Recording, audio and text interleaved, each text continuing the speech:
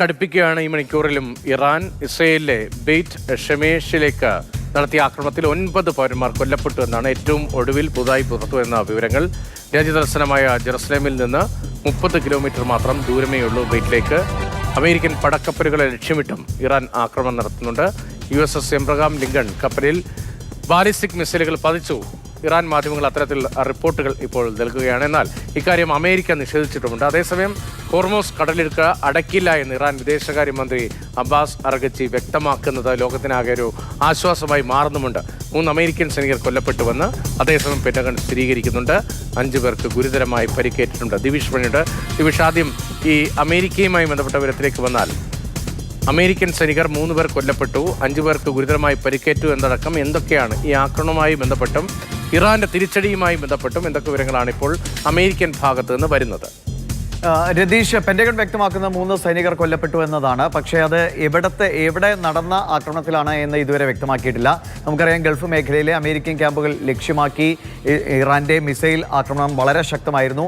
അതിൽ എവിടെ വെച്ചാണ് കൃത്യമായി ഈ സൈനികർക്ക് ജീവൻ നഷ്ടമായതെന്ന് വ്യക്തമായിട്ടില്ല. അതേസമയമാണ് USS എബ്രഹാം ലിങ്കൺ എന്ന അമേരിക്കയുടെ ഏറ്റവും പടുകൂറ്റൻ വിമാനവാഹിനി കപ്പലിന് നേരെ ആക്രമണം നടത്തി ബാലിസ്റ്റിക് മിസൈലുകൾ അയച്ചു എന്ന് ഇറാൻ അവകാശപ്പെട്ടത്. എന്നാൽ അത് തടഞ്ഞു, തങ്ങൾ പ്രതിരോധിച്ചു.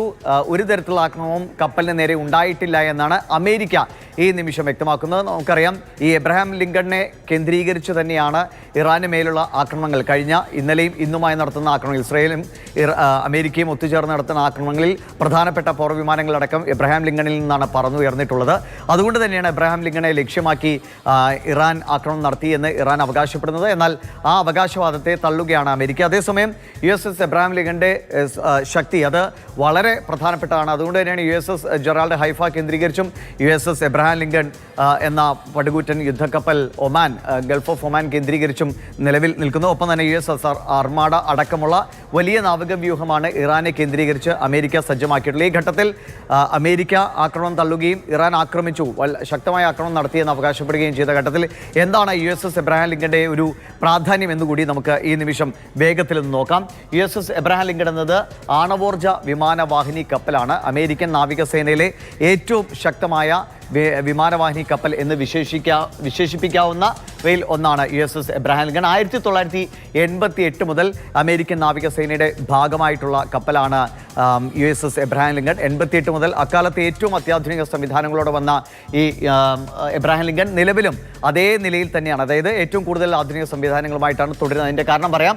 നിലവിൽ അതിൻ്റെ രൂപവുമായി ബന്ധപ്പെട്ട വിവരങ്ങൾ 97,000 ടൺ ഭാരമാണ് USS എബ്രഹാം ലിങ്കൺ. അപ്പോൾ ഒന്ന് ആലോചിച്ച് നോക്കുക എത്ര വലിയ വിമാനവാഹിനി കപ്പലാണ് എന്ന്. ഒപ്പം 322 മീറ്റർ നീളവും 41 മീറ്റർ വീതിയുമാണ് ഈ പടുകൂറ്റൻ വിമാനവാഹിനി കപ്പലിനുള്ളത്.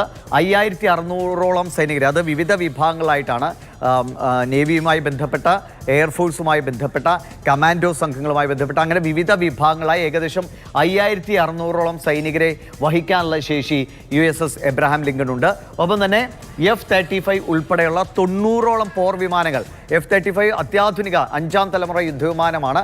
അതടക്കമുള്ള മറ്റ് പല ശ്രേണിയിലുമുള്ള വിമാനങ്ങൾ, പോർ വിമാനങ്ങൾ അടക്കം 90 വിമാനങ്ങൾ. ഈ ചിത്രത്തിൽ നിന്ന് തന്നെ പ്രേക്ഷകർക്ക് ബോധ്യപ്പെടുമെന്ന് തോന്നുന്നു.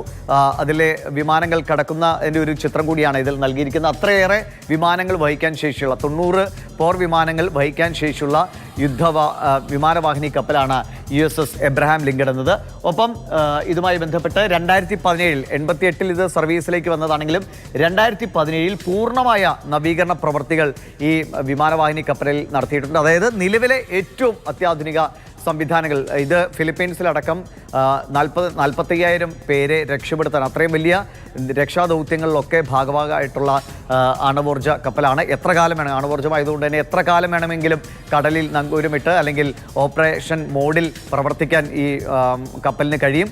ഒപ്പം തന്നെ പോർ വിമാനങ്ങൾ, ഒപ്പം തന്നെ സൈനികരുടെ ഭക്ഷണം അടക്കമുള്ള കാര്യങ്ങളിൽ മാത്രം ശ്രദ്ധ കേന്ദ്രീകരിച്ചാൽ എത്ര നീണ്ട ദൗത്യത്തിലേക്ക് പോകാനും USS എബ്രഹാം ലിങ്കണ് കഴിയും. 2040 വരെ ഈ വിമാനവാഹിനി കപ്പൽ പ്രവർത്തന സജ്ജമാണ് എന്നുകൂടി ഓർക്കുക. സമാനമായ സവിശേഷതകളാണ് USS ജെറാൾഡിനാണെങ്കിലും USS അർമാഡയ്ക്കൊക്കെ ഉള്ളത്. അപ്പോൾ ഇത് ഇത്രയും വലിയ ശക്തമായ ഒരു കപ്പൽ ആക്രമിച്ചു എന്നാണ് ഇറാൻ അവകാശപ്പെട്ടത്. പക്ഷേ ആ അവകാശവാദങ്ങളെ അമേരിക്ക തള്ളുകയാണ്. ഇതിൻ്റെ കൂടുതൽ അപ്ഡേറ്റ്സ് തീർച്ചയായും വരും മണിക്കൂറുകളിൽ ഉണ്ടാകുമെന്നാണ് പ്രതീക്ഷിക്കുന്നത്. അതായത് ഇങ്ങനെയൊരു ആക്രമണത്തിന് ശ്രമം നടന്നിട്ടുണ്ടെങ്കിൽ ഈ F-35 അടക്കമുള്ള പോർ വിമാനങ്ങൾ ഇറാനെ ലക്ഷ്യമാക്കി അധികം വൈകാതെ തന്നെ ഉയർന്നു പോകാനുള്ള സാധ്യതകളാണ് നിലനിൽക്കുന്നത്. എന്തായാലും വലിയ തിരിച്ചടിയുമായി ഇരുപക്ഷവും ശക്തമായി മുന്നോട്ട് പോകുമ്പോൾ ഭയത്തിലാവുകയാണല്ലോ.